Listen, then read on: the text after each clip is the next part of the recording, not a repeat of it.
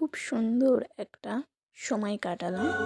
দেখতেই পাচ্ছ দুর্গাপুর উৎসব 2025 এখানে চলে গিয়েছিলাম। এখানে আমার দিদির মেয়ের নাচের প্রোগ্রাম ছিল, ওরাই পারফরমেন্স করছে। তো এত ভালো লাগলো, অসাধারণ অসাধারণ সুন্দর লাগলো। তবে কি ঠান্ডাটা প্রচুর পরিমাণে পড়ে গেছে, সেই জন্য একটু অসুবিধা হচ্ছিল, কিন্তু তবুও খুবই ভালো লাগলো। তো তোমরা দেখো প্রোগ্রামগুলো, সবগুলো তুলতে পারিনি, অনেক বড় হয়ে যেত ভিডিওটা।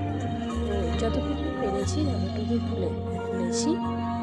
তো এখানে ডেকোরেশনটা খুবই ভালো ছিল, যারা পরিবেশনা করেছিল তারা খুব সুন্দর করে পরিবেশনা করেছে। ব্যাকগ্রাউন্ডের লাইটিংগুলো তো আমার খুবই ভালো লাগছিল। তো দেখো প্রোগ্রামটাকে তোমরা জাস্ট একটুই তোমাদের কাছে তুলে ধরেছি, পুরো প্রোগ্রামগুলো তুলে ধরতে পারলাম না, কারণ অনেকটাই বড় হয়ে ভিডিওটা, স্টোর একদম ফুল হয়ে গেছে, সেই জন্য আর পারলাম না।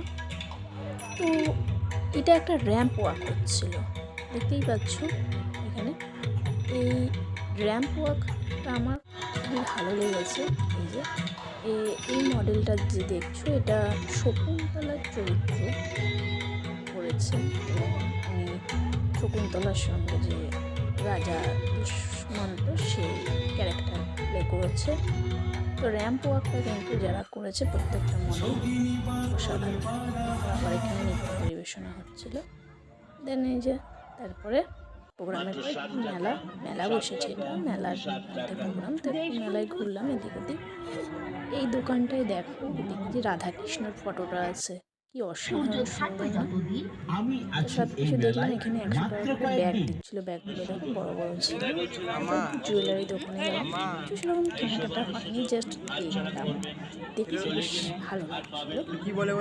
এই যে দেখতেই পাচ্ছ, এরপরে দেখো সব কিছুই মোটামুটি বসেছে মেলায়, যা যা বসে। এই ফুলের দোকানগুলো খুবই ভালো লাগে আমার।